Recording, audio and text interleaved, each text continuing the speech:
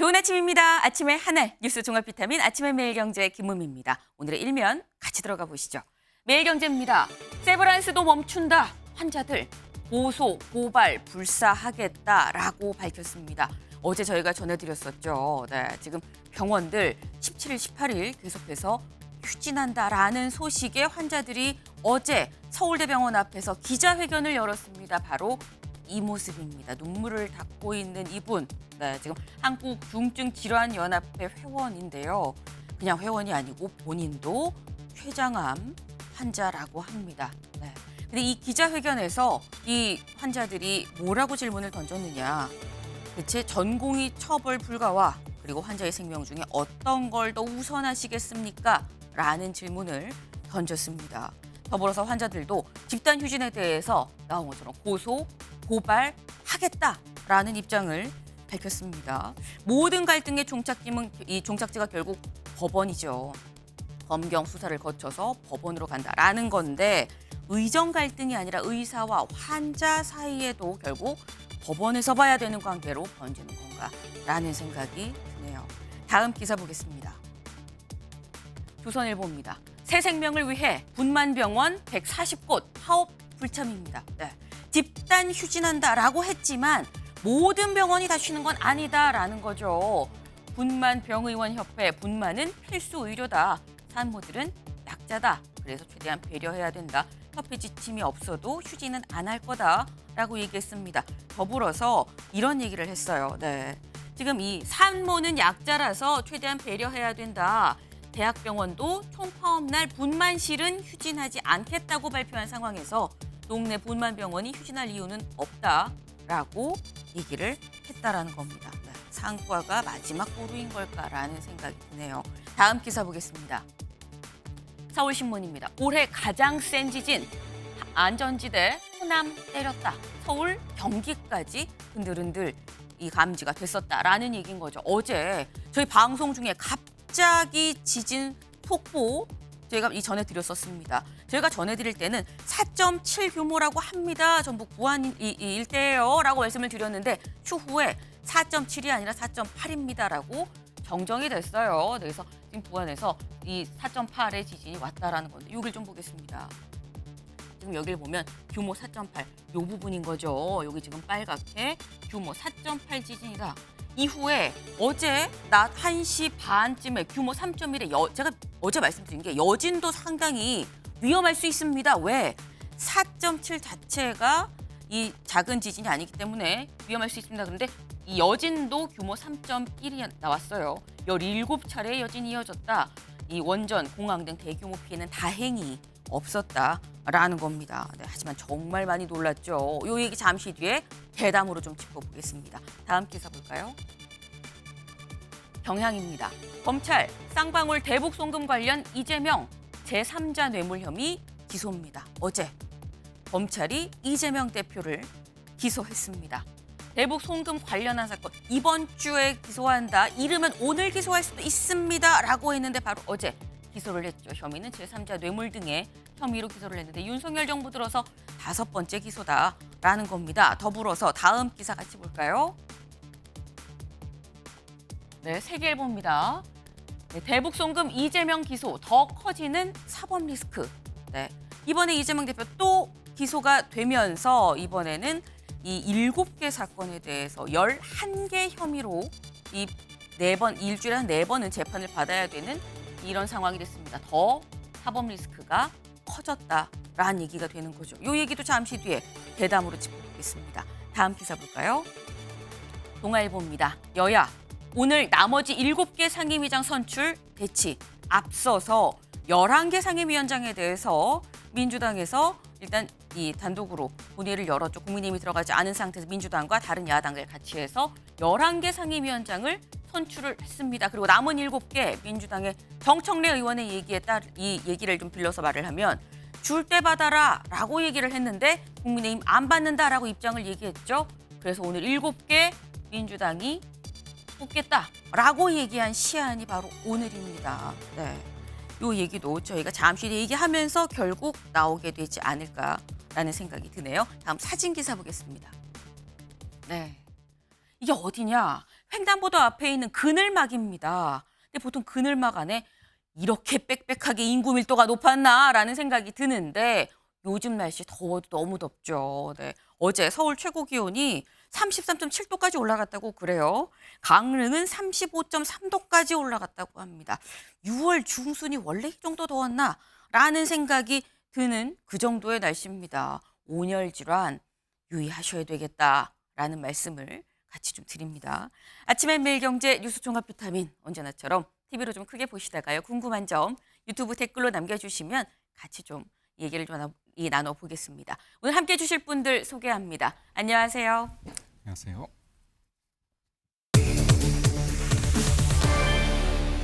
안전지대는 없답니다. 어제 여실하게 느꼈다라는 얘기가 나오죠. 보겠습니다. 천둥 치듯 30초간 우르릉 반일하다 땅속 들어가는 줄 알았네 라는 얘기가 절로 나왔다는 겁니다. 어제 지진 어땠는지 같이 영상으로 보실까요?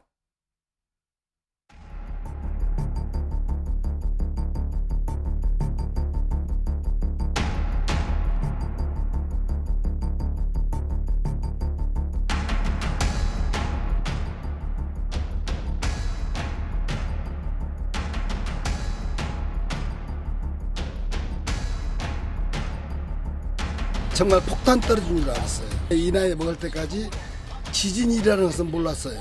자고 있을 때라서 근데 갑자기 침대를 누가 양쪽에서 잡고 좀 세게 흔들듯이 심하게 흔들려서 놀라서 깼거든요. 네. 지금 보면 편의점에 있는 물건이 막 떨어지고요. 병원에 계시던 이 어르신들이 무슨 일이야? 그러고 약간 두리번 하는 모습도 다 보였습니다. 근데 한 어르신이 말씀하시길 내가 이런 적이 없어요 라고 말씀을 하세요. 김기흥 대변인님. 사실 기자 하셨잖아요. 기자 생활 하시면서 호남에 이렇게 큰 지진이 있었나라는 생각이 있었나요?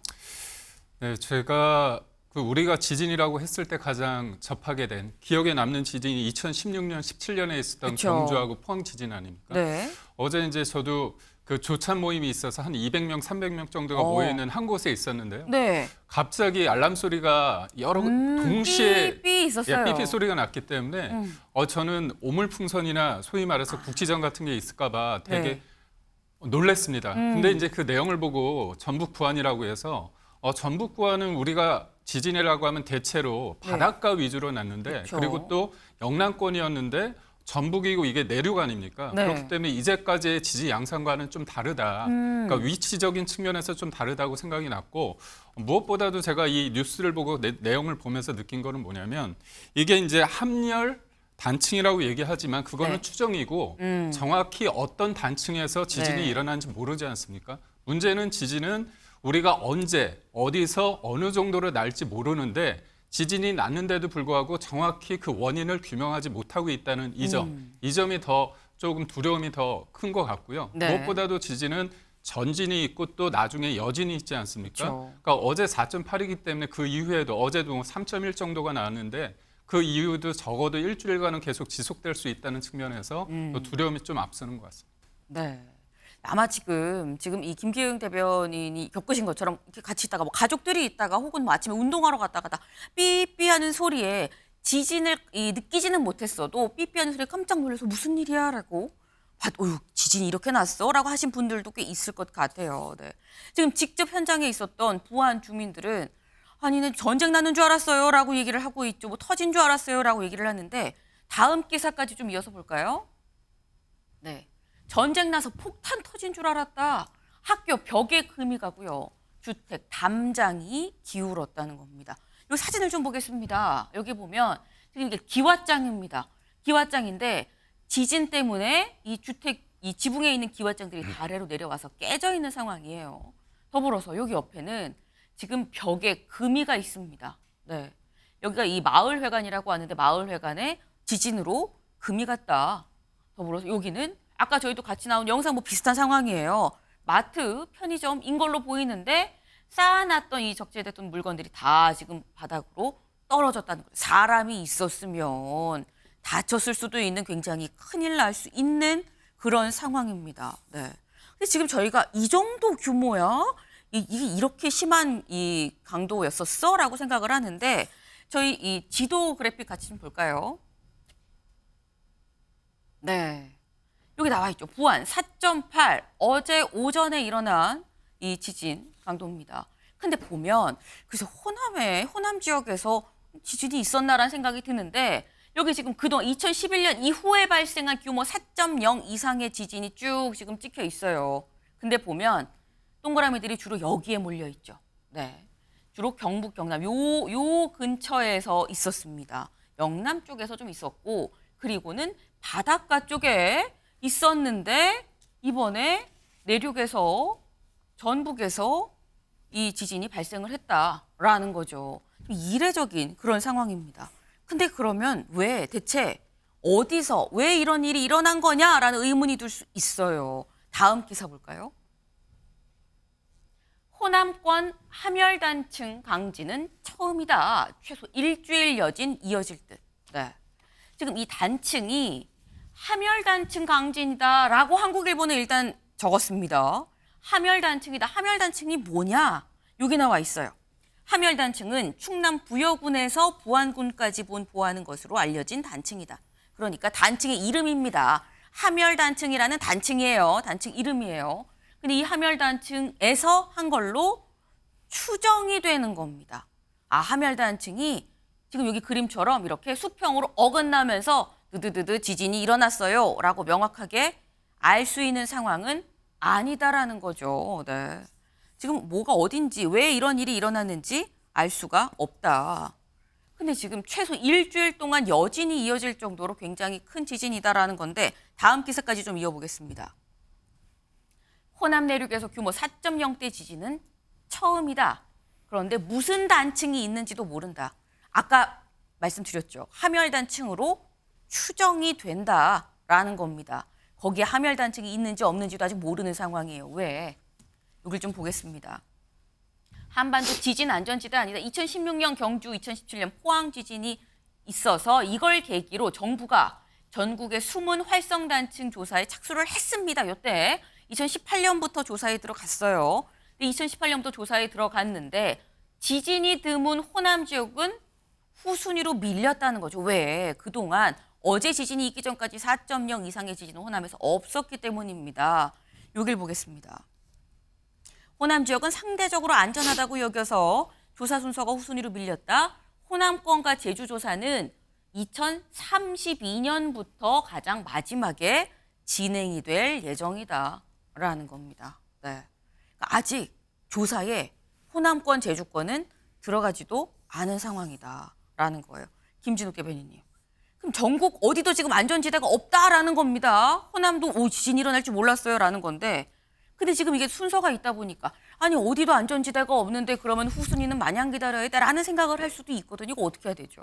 그러니까 지금 이제 이 조사를 하게 될 때도 네. 이 투입할 수 있는 자원이 굉장히 한정적이에요. 그러니까 전문가도 적고 우리가 또 일본같이 지진이 자주 빈번하게 일어나는 나라는 아니지 않습니까? 그쵸. 그러다 보니까 전문가의 수도 일단 적고요. 적고 그다음에 또 그 우선적으로 조사를 해야 되는 지역이 일단 그 동해안 지역 그쪽을 좀 먼저 해야 되는 거고. 네. 그러다 보니까 사실 좀 이 자원의 배분 순서 이런 부분들이 좀 약간 좀 문제가 있어요. 그러니까 이런 부분들을 빨리 이제 저희가 좀 해야 된다는 걸 다시 한번 일깨우는 건데 이번에 아까 그 지도에서 보니까 우리나라에서 가장 크게 2011년 이후에 진도 4.0 이상 일어났던 지진 중에 가장 큰 게 어디였냐면 경주입니다. 저기 지금 첫 번째가 경주인데 네. 5.8이에요. 그리고 세 번째에 경주가 5.1이 있잖아요. 네. 근데 이 5.1 지진이 먼저 일어난 지진이에요.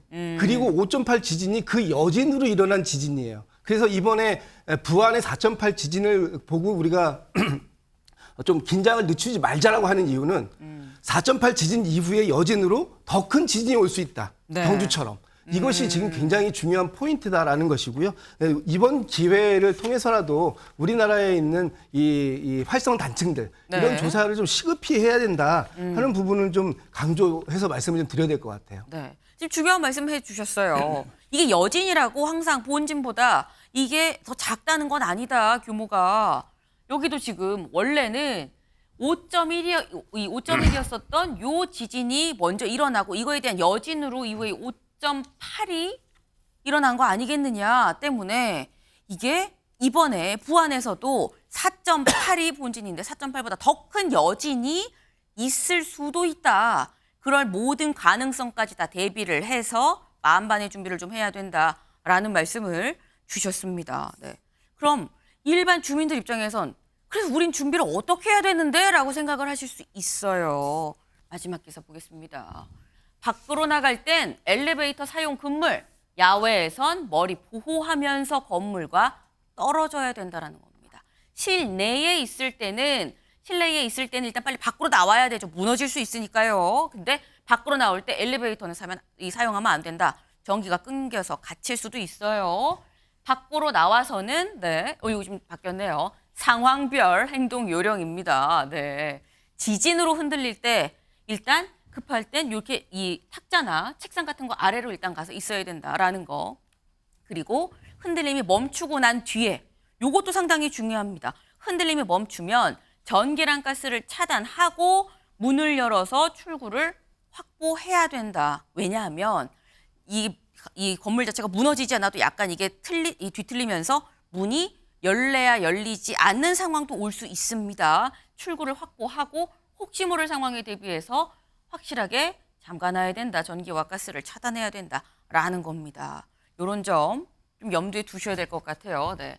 건물 밖으로 나갈 때 아까 다 요건 나온 얘기죠. 건물 밖으로 나갈 때 엘리베이터 사용하지 말고 그리고 머리에 이렇게 가리고 밖으로 건물과 좀 떨어져 있는 곳으로 가라라는 얘기를 같이 좀 드립니다. 네. 여진이 없으면 더 좋겠지만 혹여 있더라도 만반의 준비를 하면 피해는 줄이거나 예방을 할 수 있지 않을까 하는 생각을 합니다.